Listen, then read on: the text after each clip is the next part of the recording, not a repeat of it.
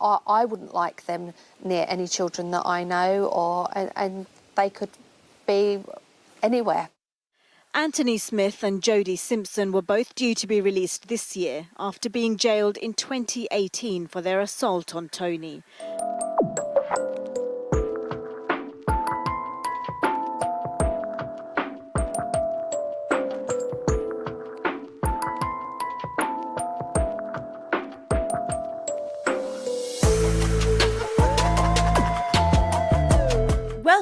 Welcome back. I'm Cassie, and this is A Wicked World.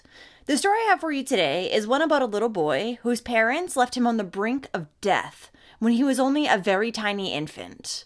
But somehow, that little boy pulled through after all of the abuse that he had endured. This is the story of Tony Hudgell.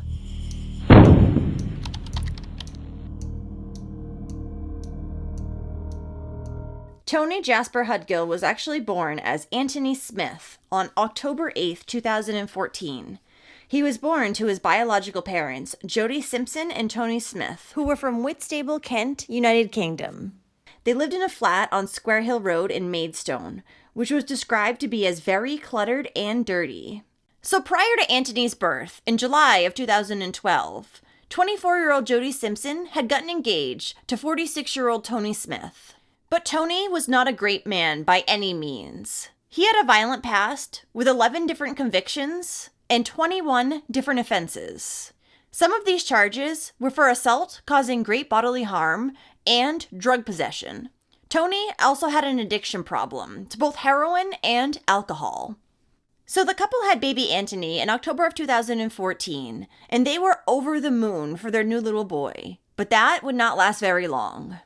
When baby Anthony was only 6 weeks old in November of 2014, he began not feeding, and his body was slightly swollen. So his mother, Jodie, decided to take him to the pediatrician to get checked out.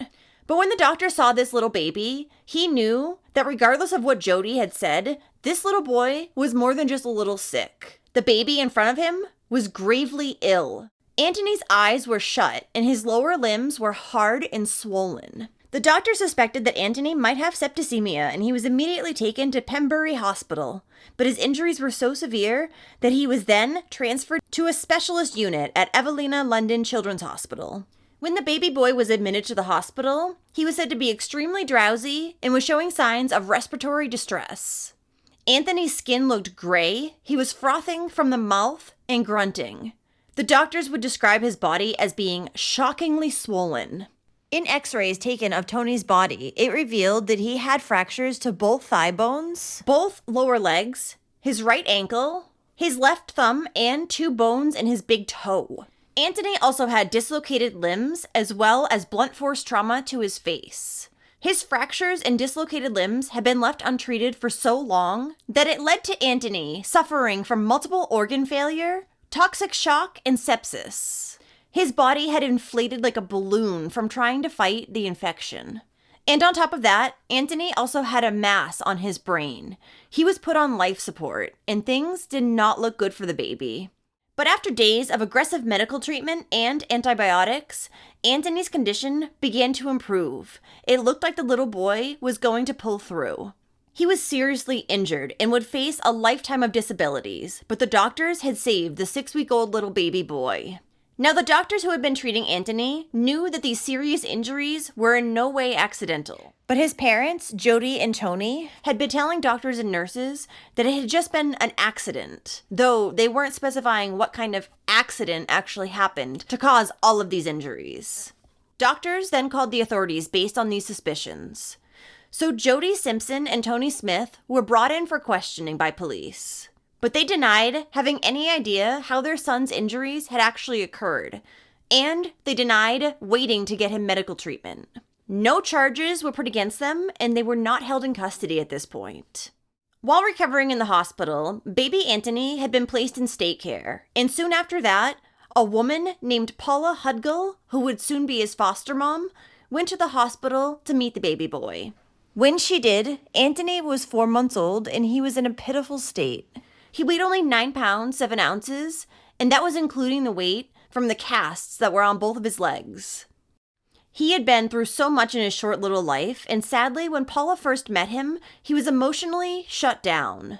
He had glazed eyes and no expression on his face. But after Paula had seen Anthony, she knew that she could not leave him, and she began to cry. Paula then called her husband Mark, and the two then decided that they would foster the baby boy.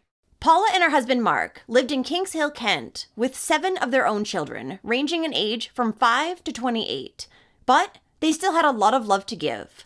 And when they finally brought baby Anthony home from the hospital on February 9th, 2015, they renamed him to Tony Hudgell.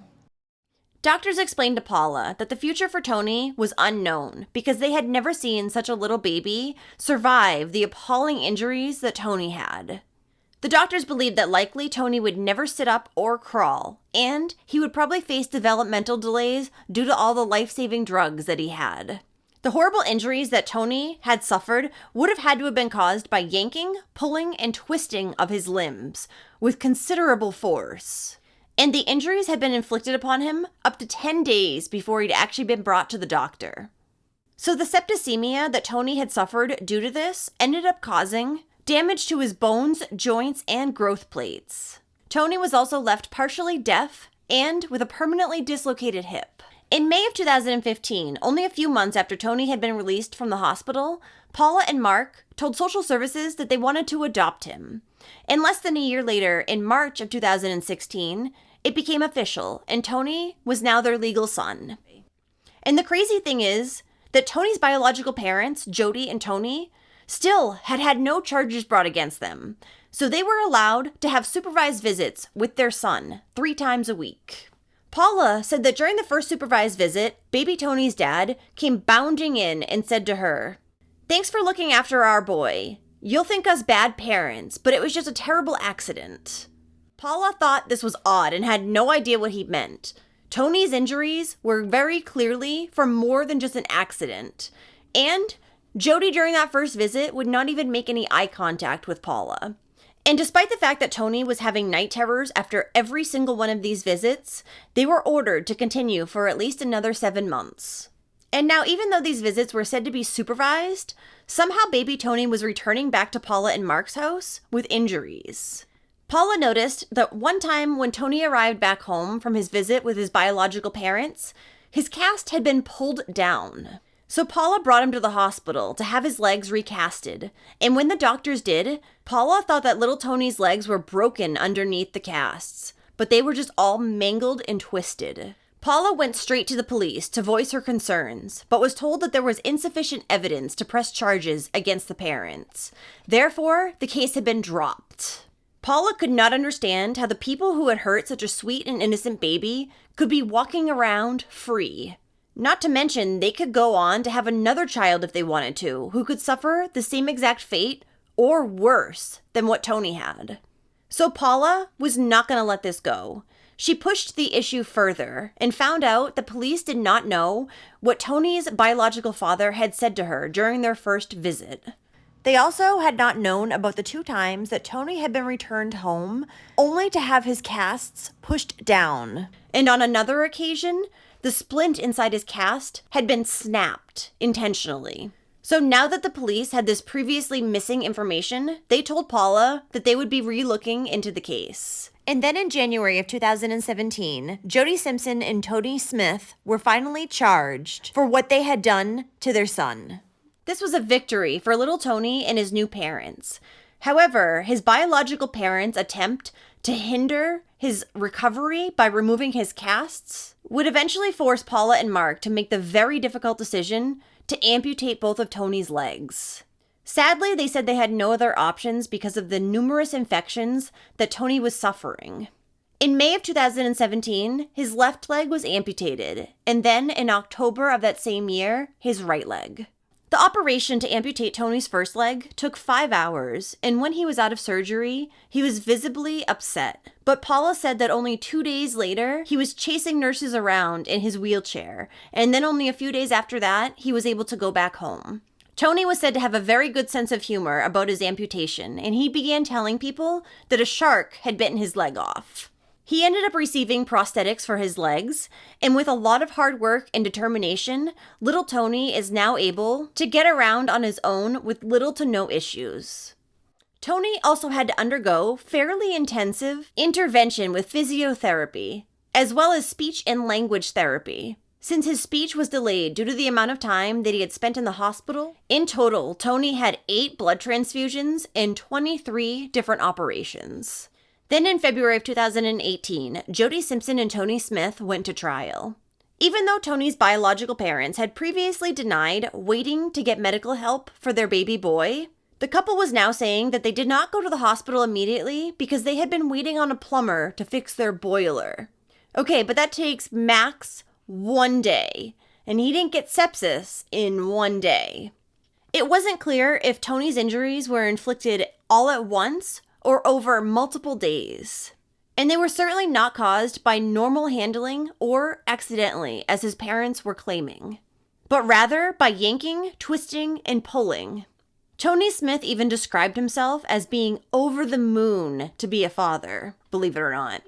And Jody claimed that she was planning on leaving her fiancé Tony the very day before baby Tony had been brought to the hospital. When asked in court why she wanted to leave him, it was because she said he was too rough with the baby. You think? But that was clearly just BS, because Jody had actually stayed with Tony for 3 years after baby Tony had been injured. She would also say during questioning that she was still in love with Tony, the man who tried to kill her child. Jody said she twice warned her fiancé to be more gentle when he had gripped the baby too tight. He had also raised him off the floor by his wrists so that his head was dangling backwards, and lifted his legs by his ankles only to drop them down fast. But then Jody tried to defend her fiancé and said that even though he could be rough and heavy-handed, her fiancé Tony just had big hands, and he didn't know how rough he was actually being. Jody also, however, said that she had never seen Tony causing any harm to their baby, and she also denied, still, causing any harm herself. The truth was that Jody Simpson was so infatuated with Tony Smith that she had done nothing to protect her baby from him. She did not want to lose Tony Smith. She would also say in court that she did not realize how bad the situation really was. And she was always hoping that Tony would get more gentle with the baby any day now. And Jody had also previously told the police that she was 99.9% sure Tony did not hurt their baby.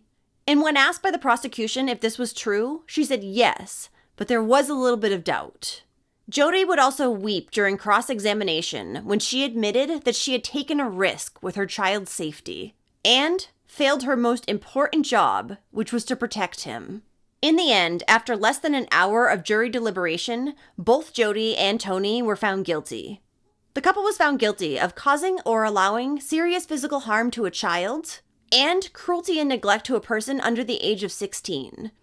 At their sentencing, Judge Philip Statman said, "Baby Tony sustained at the hands of one or the other of you injuries which will and have caused his life to change dramatically. I cannot be sure which of you caused either all or any of the injuries, and the precise role that you each played. It's not an exaggeration to say that your son was almost at the door of death."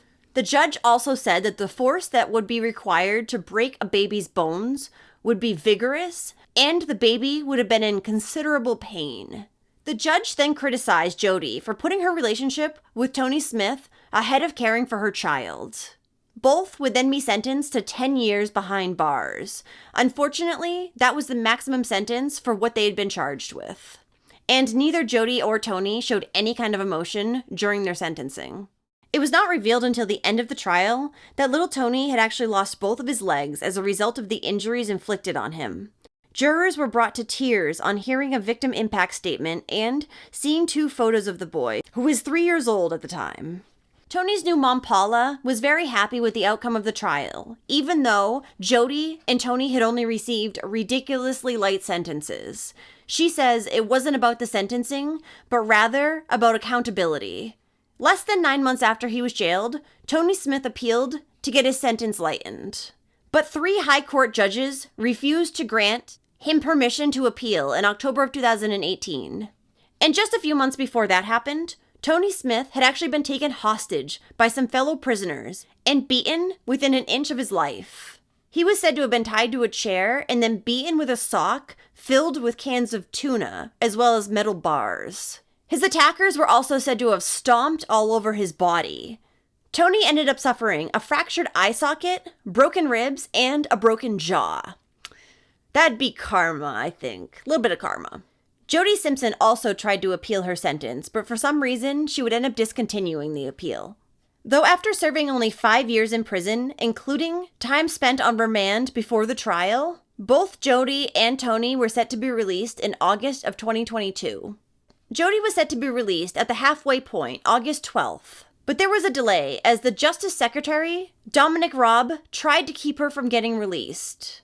However, that ended up being ruled unlawful, and she would be released in February of 2023. So Jody Simpson is now out in the free world.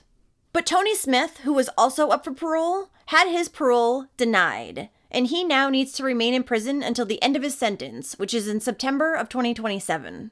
The parole board decided to not release him because he could then start a new relationship and possibly have access to more children who he could hurt.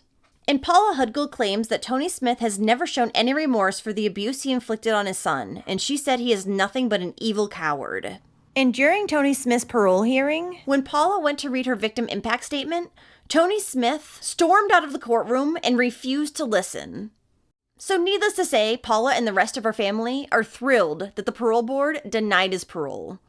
Now, little Tony, in his less than 10 years on this earth, has done some pretty amazing things. He has helped raise money for multiple charities, helped pass a new law, and more.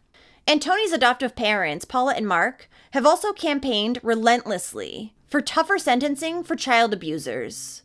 And they were successful in persuading the government to introduce Tony's Law, which went into effect in June of 2022.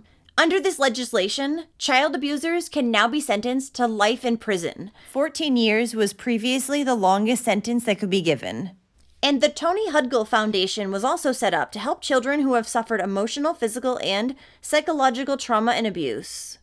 In June of 2020, at only 5 years old, Tony walked 10 kilometers or 6.2 miles on his prosthetic legs, and he helped to raise £1.8 million or $2.72 million for the Evelina London Children's Hospital, the hospital that had saved his life when he was an infant. On crutches and more than £1 million raised, 5-year-old Tony Hudgell from Kings Hill in Kent has achieved something genuinely special.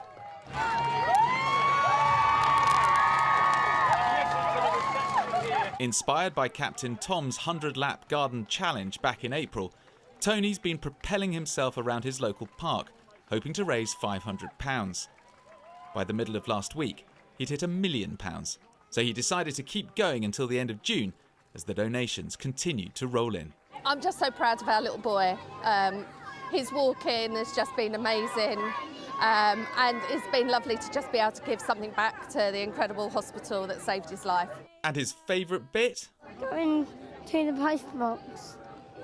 Reaching the post box. That's his finishing line, the post box, every day, so he loves to reach that. Are you ready? Let's go! Tony hasn't long had his artificial legs, and there's no doubt it was hard going at the start. His first 300 metres took nearly an hour, but with bucket loads of determination and rapidly improving coordination, he was soon doing the same distance in just 12 minutes. Hello, Tony. It's David Williams here. During the challenge, messages of encouragement flooded in from some of the country's biggest stars. What an amazing thing it is you're doing. Oh, absolutely amazing. You are a hero. Tony Hudgell also received a Points of Light award in September of 2020. At a Points of Light reception, he was thanked by the UK Prime Minister Boris Johnson for his fundraising efforts and for inspiring legal changes, Tony's Law, to prevent future suffering.